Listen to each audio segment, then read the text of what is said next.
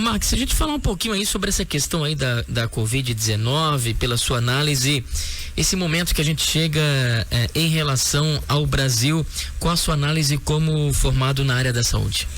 Bom dia, Juliano, bom dia, Jonas, bom dia aos ouvintes da Rádio Super. É um prazer estar aqui novamente, levando informações, né, às pessoas. Nós somos, quer queira ou não, lideranças públicas, né? E eu acho que é importante a gente se mostrar um pouco.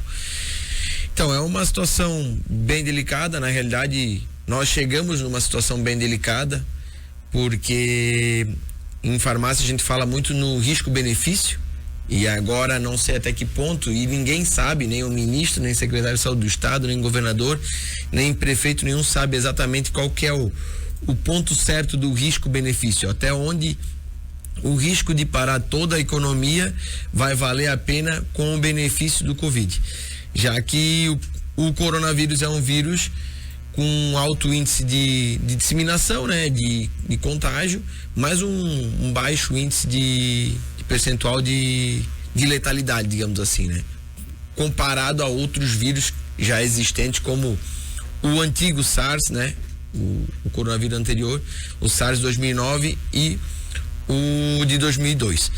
Então, hoje o cenário é bem delicado. O comércio ele começa a retomar, mas de uma forma bem fraca. Há quem diga que a economia não influencia na saúde, influencia e muito, porque o problema econômico acaba refletindo em partes psicológicas dos pacientes, em parte emocional dos pacientes. Quer queira ou não, boa parte dos acessos a serviços de saúde hoje eles estão fechados, não só nos municípios, mas também no estado. Então, se antes nós havíamos dificuldades de ter acesso a alguns serviços de diagnóstico ou de próprias cirurgias, mesmo falando em pacientes até de certa forma oncológico, que é um caráter de urgência, agora a tendência é ser de forma mais lenta ainda, porque o acesso ele ficou muito mais restrito. Eu sei que o CEPOM não parou, eu sei que as hemodiálises não pararam, mas o paciente que entra agora num diagnóstico de um câncer de mama, de um câncer de próstata, de um câncer, ele vai ter que entrar no sistema, entrar no ciclo, e hoje o ambulatório, digamos assim, de todos a Secretaria de Saúde do Estado, ele está mais restrito em função do volume, né? As próprias vans que iam todos os dias a Florianópolis com 50, 60 pacientes, hoje já não vai mais. Hoje é um carro pequeno com 1 paciente, 2 pacientes. Então, por aí já demonstra o déficit da situação. Então, é preocupante. E eu acho que nós precisamos da contribuição de toda a comunidade agora para manter seguro, isolar totalmente os pacientes de risco, os idosos e pacientes com doenças crônicas. Eu acho que é fundamental esse paciente ele realmente ficar em casa em isolamento. Se ele mora com algum adulto que trabalha, que tem que sair para trabalhar, eu acho que é fundamental, de fundamental importância, que esse adulto, desde o momento que saia da empresa e que chegue em casa, eu acho que é de fundamental importância que ele tenha a responsabilidade de se higienizar antes de chegar em casa, ou seja, chegar em casa, ir direto pro banheiro, tirar a roupa, separar a roupa, tomar um banho, se lavar bem, botar aquela roupa a lavar já de imediato, e aí sim entra em contato com o seu pai, com o seu avô ou com algum doente crônico que tem na família.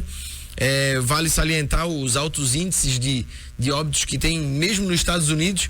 E, Max, mas nos Estados Unidos, alto índice de pessoas obesas com diabetes.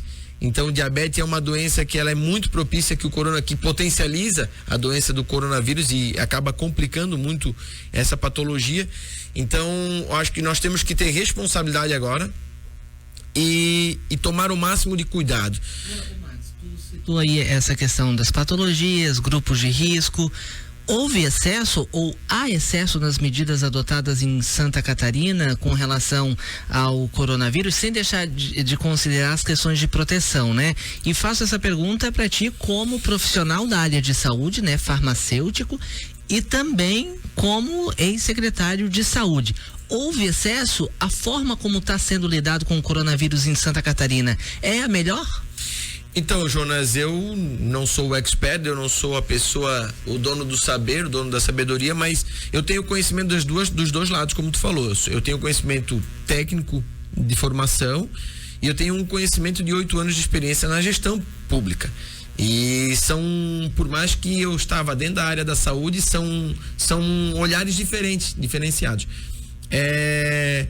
Há uma preocupação muito prematura, digamos assim, de fazer um lockdown, de parar 70% do comércio, de parar tudo, de fechar as escolas e sair fechando tudo. Eu acho que o momento num verão que a gente estava passando, final de fevereiro, início de março, era um momento de realmente de fazer restrições de pessoas que têm risco para isso aí e seguir andando. Por quê? Porque nós vamos entrar agora no inverno com uma temperatura mais baixa, apesar que todo o ano tem se mostrado um pouco diferente. O inverno não é tão rigoroso aqui na nossa região, não está sendo mais, mas quer queira ou não, nós temos as patologias de inverno, que são todas doenças pulmonares. E aí é que começa a agravar o problema do coronavírus. Então, nós trouxemos um problema de Covid-19 no decorrer desses primeiros 38, 40 dias que nós estamos praticamente paralisados, né? O estado de Santa Catarina, a nossa região está paralisada, e agora é que a gente vai iniciar um período de certa forma mais crítico, que é um período onde que o vírus realmente ele vai ter uma resistência maior, porque ele é um vírus de superfície, então no frio ele acaba sobrevivendo por mais tempo, e a gente vai estar com um problema econômico. Então não se surpreenda se daqui 30, 45 dias o governador, o presidente ou o ministro da Saúde dizer, nós vamos ter que parar novamente. Não haja uma surpresa, porque isso pode vir a acontecer. Então esse é o cuidado que nós temos que ter. Daí que eu digo que tem que ter a responsabilidade de cada um. Essa iniciativa prematura, ela pode ocasionar um reflexo no futuro um pouco pior, digamos assim, né? Mas isso são suposições, a minha ideia, a minha forma de olhar, né? Que eu acho que cada um tem essa opinião. Agora apareceram vários experts em Covid-19, em epidemia, mas a bem da verdade é que uma epidemia ela acaba sendo finalizada no momento onde que a maioria da população adquire resistência ao vírus. Aí acaba sendo conclusa. A gente tem, só para dar sequência ali antes da tua pergunta, Juliano, a gente tem 23.753 pessoas, segundo o último dado aí do Ministério da Saúde, infectadas, casos confirmados no Brasil, 1.355 mortes. É possível confiar nesses números, Max? Não, na realidade, assim, como nós não temos um teste rápido e há uma limitação de coleta de material de swap para fazer o exame que o LACEN, aqui em Santa Catarina, que o LACEN é que faz, o único laboratório que faz aqui é o LACEN, é o estado que realiza, infelizmente a gente não tem como ter certeza disso aí. Então, Nova Trento hoje tem um caso confirmado. Inclusive ela trabalhava na saúde, a gente fez os testes em todas as pessoas que trabalhavam junto com ela, nenhuma delas deu positivo. Mas nós não temos como garantir que só temos um caso. Eu não acredito nisso, eu acredito que tenha muito mais já. Pacientes, pessoas com idade adulta, saudáveis, normalmente são assintomáticos, entende? E isso foi provado em vários outros países. Então não tem como nós dizermos, Nova Trento só temos um caso. Não, isso aí a gente tem confirmado um caso. Por quê? Porque nós temos limitações de testes. Ontem nós tínhamos 4 testes para executar em Nova Trento. Então quer dizer que nem no grupo de trabalho dela a gente conseguiu fazer em todos. A gente tem que mandar todos para casa, para daí poder, assim, fazer os quadros e aguardar o estado encaminhar mais 4 swap, liberar mais 4 exames para a gente executar. Então essa informação, ela é confirmada só nos pacientes que foram feitos testes. Entendeu? Agora, nos pacientes que não foram feitos testes, que poderia ser feito, por exemplo, um teste rápido na emergência, ou tem uma demanda maior, a gente sabe que o LACEN não vai dar conta dessa demanda e que precisa realmente de um teste rápido, como existe hoje do HIV, o de hepatite e assim por diante. Sim. Que é a única coisa que, digamos assim, garantiria assim, o Juliano tá com sintoma, entrou na emergência do hospital, faz o teste rápido, deu positivo. Juliano, tu já teve positivo, tá aqui positivo, tal, fica 14 dias em casa, a hora que passar, pode ir pra rua, vai trabalhar. Entende? deu negativo. Então, ó, Juliano, tu não tens o coronavírus ainda. Então, continua tomando cuidado por causa que a gente tem que achatar a curva. Seria a única coisa que a gente conseguiria distinguir o paciente com e sem, né? E conseguiria liberar o processo de trabalho e a parte econômica e assim por diante, né? Pois essa questão ali que eu iria perguntar, quando o Jonas acabou também falando mais ou menos sobre esse assunto, quando se vai ter uma, entre aspas, certeza, o Ministério da Saúde ou a Secretaria de Estado da Saúde, de que, olha, agora já está tranquilo, a população, a maioria já não tem mais sintoma, ou já de repente foi positivo, mas não soube, já está curado. Quando que vamos ter essa informação em mãos assim? Ô Juliano, não tem como dar data, porque vive-se um dia após o outro em casos como esse, né? Até porque nós, como eu falei, nós estamos entrando no inverno, e o inverno ele traz várias outras patologias, e aí há uma possibilidade grande de um paciente adulto, saudável, também ter dificuldade nesse momento, porque quer queira ou não, há uma fragilidade do sistema imunológico nessas épocas, né? Muitas pessoas acabam tendo gripes, acabam tendo amidalites, acabam tendo pontada de pneumonias, mesmo adulto, normal. Então, há esse agravamento. Tem a situação de que aglomerações, eu não acredito que eles vão liberar agora no período de inverno. Então eles têm prazos aí, 30 de maio, 30 de abril, 30 de maio, mas eu acredito que eles vão implantando prazos e vão ampliando esses prazos até eles acharem um teste rápido para poder começar a liberar. Não acredito que eventos grandes, 100 pessoas, 50 pessoas, 80 pessoas, 150 pessoas, vai ser liberado antes de terminar o inverno, mas seria muito estranho para mim se amanhã depois o governador chegasse assim, ó, pode liberar os eventos aí com 1.000 pessoas, shows. Não, eu acho muito, muito difícil isso acontecer em agosto, julho, que é época de inverno. Eu acho que isso vai começar a iniciar a partir de setembro. Essa é a minha visão. Mas agora, no período de inverno, eles vão colocando prazo e prorrogando prazo até conseguir um teste rápido e poder realmente começar a fazer os testes em massa, que mesmo o teste rápido ele tem uma variação de erro, mas a gente consegue confiar bastante nele, né?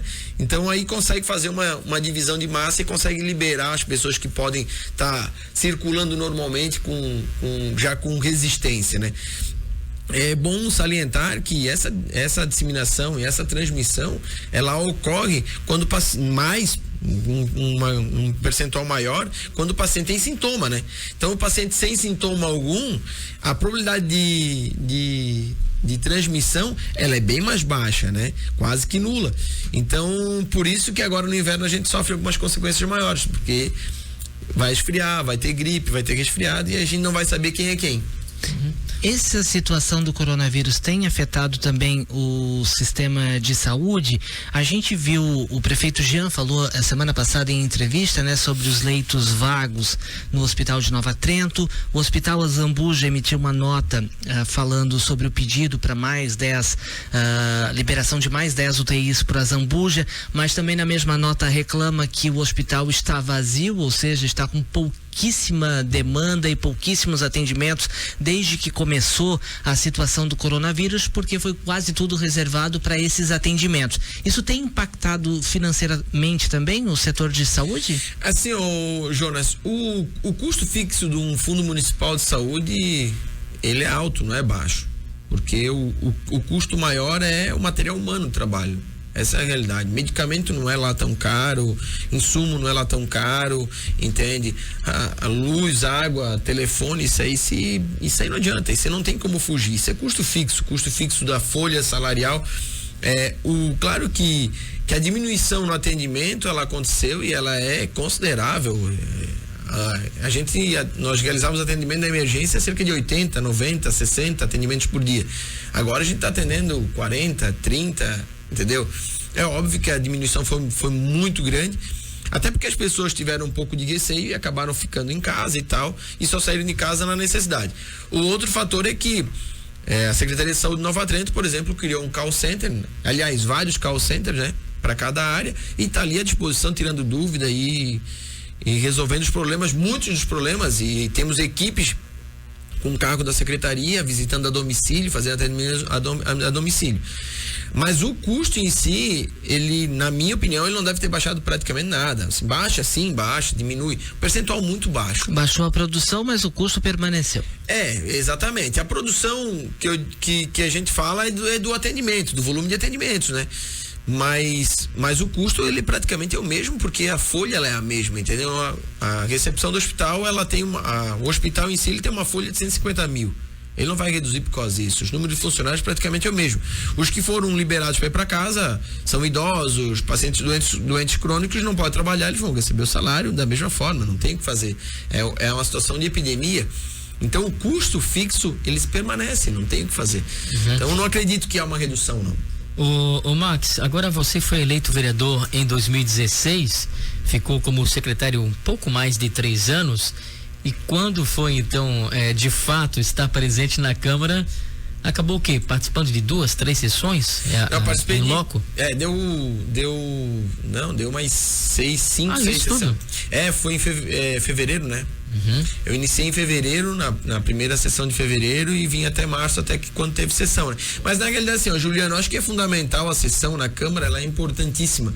Só que o trabalho do vereador, isso é uma experiência minha, tá? O trabalho do vereador, ele é muito diferente daquilo que a gente imagina.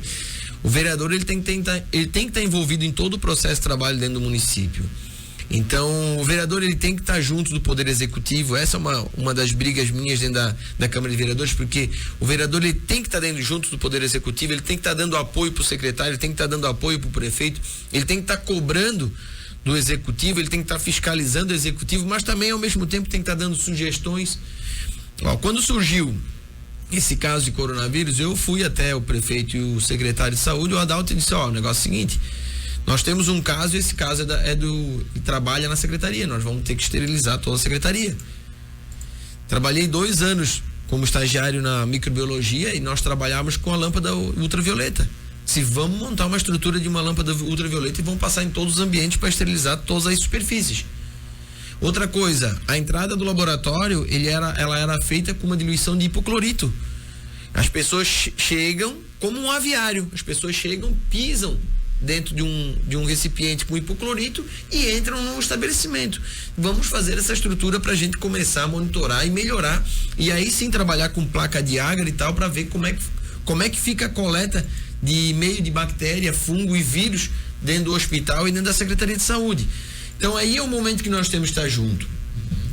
Ontem foi assinada a ordem de serviço do calçamento lá do Alto Alferes no Vígulo.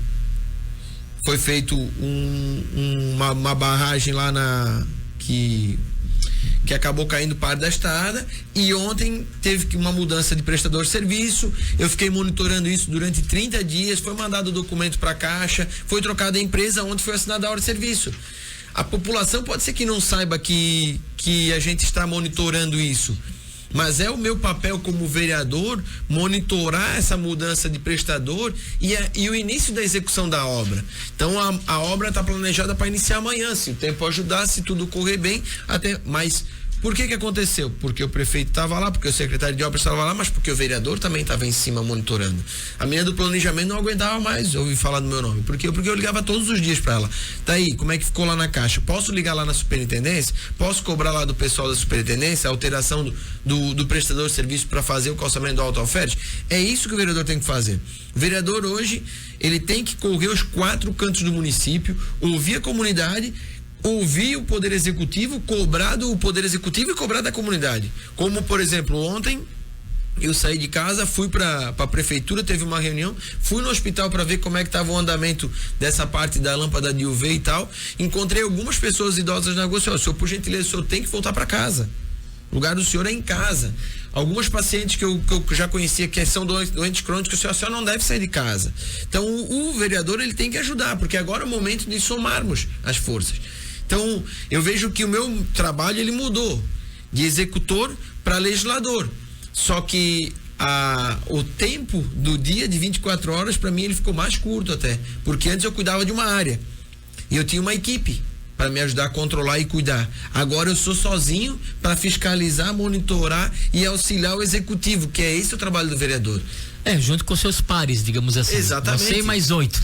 Exatamente, mas não há uma subdivisão, Juliano, você vai ir para o meio ambiente, não há uma subdivisão, é todo mundo olhar tudo. E é isso que é o certo, esse que é o correto. Todos olharem todo olhar o total da prefeitura. E isso desgasta e toma tempo. Vamos fazer sessão online lá em Nova Trento? Então, ontem foi prorrogada as sessões até o dia 30, foi feita uma sugestão, e aí o presidente é que está definindo junto com o jurídico para ver como é que pode ser feito e tal, e assim por diante. Mas se fizerem, tudo bem, a gente realiza. Vai ter que ser feito. A secretária do prefeito falou que tem um material para ser aprovado e tal, então provavelmente vai ser feita alguma sessão online, com certeza, para aprovar algum projeto agora na necessidade. Max, a projeção do pior cenário ou do melhor cenário e do pior cenário do coronavírus aqui para nossa região, e já emendo, os municípios estão preparados para responder aos desafios do coronavírus? A situação não é os municípios, Jonas. A situação é. Eu sempre falei, a emergência de Nova Trento, a emergência de São João, a emergência de Canelinha, a emergência de Jucas, ela serve para quê? Receber o paciente, em caso crítico, estabilizar o paciente, manter estabilizado, acionar o UTI móvel do SAMU, vir buscar e levar. Não tem como a gente montar uma UTI nem em Nova Trento, nem em São João, nem em Canelinha, nem em Tijucas. Por quê? Porque pra gente montar uma UTI, a gente tem que ter, não é só o equipamento, nós temos que ter neurocirurgião, nós temos que ter pneumologista, cardiologista, nós temos que ter infectologista, nós temos que ter um grupo de profissionais para poder monitorar, porque uma hora tu vai estar com um paciente que ele teve um coronavírus, mas infartou. E aí? Cadê o cardiologista? Tu vai ter que ter um infectologista por causa do Covid e tu vai ter que ter um cardiologista por causa do infarto. Aí daqui a pouco tu vai ter que ter, ele vai estar avançando a doença pulmonar dele, vai precisar de um pneumologista. Então, não tem possibilidade de nós fazermos isso aqui. Os respiradores aqui para nós é para receber o paciente, entubar o paciente, botar no respirador, deixar o respirador trabalhar, aonde a gente ganha uma sobrevida de mais ou menos 4 horas, e esse período de tempo a UTI móvel do estado vir aqui, encostar ali, botar o paciente dentro, entubado, e levar para um hospital de alta complexidade. Nós não vamos conseguir resolver um problema crítico de Covid aqui em Nova Trento, em São João, nem em Canelinha, nem em Major, nem em Tijucas. A gente vai conseguir resolver o problema que tiver na média complexidade. O paciente chegou, está com resfriado, tal, fez o teste, está com Covid, o sintoma é o padrão, dor de cabeça, febre, dor de garganta, tal. Dá algum antibiótico para evitar alguma infecção secundária, que isso é o praxe, né? O que acontece? O paciente tá com uma suspeita, acaba tomando muitas vezes antibiótico, por quê? Para evitar uma infecção secundária. A partir do momento que tu tá com uma infecção viral, tu tá suscetível a receber uma infecção de fungo ou de bactéria. Então tu entra com antibiótico, que normalmente é a mais propícia, e aí controla pelo menos a infecção bacteriana, evita de ter uma infecção bacteriana. Se esse caso a gente conseguir resolver, tá resolvido. Mas esse caso vai ser resolvido dentro do leito lá, tal, não precisa de respirador, não precisa de nada. Agora o paciente que precisa de respirador, ele vai estar no estado crítico, tem que tubar, e aí tem que aguardar vaga, porque ele vai ter que ir para uma vaga de UTI a Florianópolis, não tem jeito. Por isso essa corrida dos municípios na aquisição e até em buscar doação desses aparelhos respiradores? Nunca se pensou muito nisso, porque há 10 anos atrás, 8 anos atrás, quando eu assumi a secretaria, qual que era o discurso? Olha, se nós colocarmos um respirador na emergência do hospital, nós vamos ter dificuldade de transferir um paciente. Porque a partir do momento que a alta complexidade souber que nós temos um respirador, Nova Trento tem um respirador, vamos dar um exemplo, e Garopaba não tem respirador, é óbvio que ao invés de deixar uma técnica de enfermagem ambulando um paciente em Garopaba, eles vão buscar o de Garopaba e não vão buscar o de Nova Trento. Então, as resistências de terem um respirador numa emergência de um hospital pequeno sempre foi essa, a velocidade com que a gente conseguia transferir um paciente. Agora é óbvio que todo mundo vai ter respirador. Nós já tínhamos, né, já há algum tempo, acho que São João também, não sei Canelinha, mas essa restrição ninguém vai mais ter, todo mundo vai ter respirador. Só que é óbvio que o respirador, a gente utiliza ele com segurança no paciente 4 horas e depois ele tem que ir para alta complexidade e tomar outras atitudes. Então, nós estamos resguardados, eu acredito. Então, nessa situação, os 5 municípios do Vale do Rio Tijucas ficarão na dependência das vagas de leito de UTI de Florianópolis e São José. Paciente evoluiu em alta complexidade, com certeza não vai ser resolvido aqui em casa. Tá certo. Maxiliano de Oliveira, o Max, vereador e secretário de saúde do município de Nova Trento, muito obrigado pela sua participação conosco aqui no Jornal da Super. Juliano, eu que agradeço. Eu não sei se eu consegui esclarecer algumas dúvidas ou de repente até confundi-las, né? Porque Antes da gente finalizar, a gente conversou agora há pouco com o deputado Altair Silva, ele citou a questão das academias.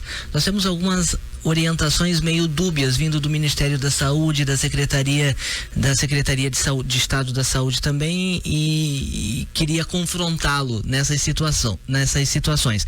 Uma deles é o uso de máscara por todo mundo. A primeira orientação era não, quem deve usar é quem está infectado ou então os profissionais de saúde. Essa orientação mudou e o pedido agora é todo mundo use. A importância. E também com relação à questão das academias fechadas e a prática de atividade física. Tanto o Ministério da Saúde quanto a Secretaria de Estado da Saúde dizem que é importante as pessoas estarem com a saúde em dia, atividade física, corpo forte, imunidade alta para combater o coronavírus. Mas as academias estão fechadas em Santa Catarina e há a orientação do pessoal não sair nas ruas em razão do isolamento. Qual é o procedimento mais correto aqui, Max? No caso do uso das máscaras e também no caso das atividades físicas. Só pedindo a minha opinião. A minha opinião, porque não tem, como eu falei, não tem uma receita de bolo para solucionar isso aí. Assim, ó, se as pessoas souberem se cuidar, porque assim, a infecção, a transmissão, ela ocorre normalmente pelas mãos. Então, quais são os cuidados que a gente tem que ter? A distância entre uma pessoa e outra, isso aí é fato, e evitar passar a mão no rosto. Olhos, nariz e boca. Esses são os principais acessos, em especial a boca, que é o principal. Usar a máscara funciona, ajuda? Ajuda, claro que ajuda, mas tem que saber usar a máscara. Porque também não adianta ficar o dia inteiro com a máscara, tossindo, espirrando na máscara, passando a mão na máscara e coçando o olho. Adianta usar luva? Adianta usar luva, claro que adianta. Mas também não adianta a gente ficar com a luva, coçando a boca, coçando o nariz, entendeu? Passando a mão em tudo quanto é lugar. Então, o que realmente colabora para evitar a transmissão? Manter a distância entre uma pessoa e outra e não botar a mão no rosto. Higienizar muito as mãos, passar álcool em gel nas mãos, higienizar bancadas com álcool 70, isso sim, e evitar passar a mão no rosto. Se tu não colocar a mão no rosto e manter uma distância entre todas as pessoas de cerca de 1,5 m, 2 metros, a possibilidade de ter uma transmissão é muito pequena. Então a academia é um local que tem uma proliferação de bactérias, vírus e fungos muito grande, porque todo mundo está suado, todo mundo bota a mão nos equipamentos. Adianta usar luva, adianta usar máscara, se souber utilizar. Se não souber utilizar, não adianta. As pessoas não adianta estar dentro do carro sozinho, viajando daqui em Florianópolis de máscara. Não resolve. Bem pelo contrário, se tu tiver, tu vai estar encharcando a tua máscara de bactérias e vírus que tu tem no corpo. Dentro dessa lógica, as academias, para cada aluno que usasse o equipamento, precisaria fazer uma higienização completa do equipamento para o próximo. Exatamente. E o aluno, ele tem que criar hábito. Por isso que a dificuldade nossa agora é da retomada, porque quando nós paramos, nós não preparamos a comunidade para o hábito, e no momento que nós paramos e mandamos todo mundo para casa, a gente fez as pessoas lerem, e o fato de lerem, eles não criam um hábito. Qual que é o hábito? Higienizar 20, 30 vezes a mão por dia. Usar a luva, pode usar, mas qual que é o significado de usar a luva? É de não infectar as mãos. Não tem problema, precisa coçar o olho, tira a luva e coça o olho então, e bota a luva novamente. Mas qual é a preocupação? É de levar as mãos nos olhos, no nariz e na boca. Então a única forma de a gente evitar a disseminação e a transmissão é manter distância e não botar as mãos no rosto. Basicamente isso aí. Então, liberar a academia, não liberar a academia, tem que ver se a comunidade, ela tem o hábito correto e vai saber se cuidar dentro de uma academia, assim como nas escolas, no comércio e assim por diante. Ok. Max, obrigado mais uma vez pela participação.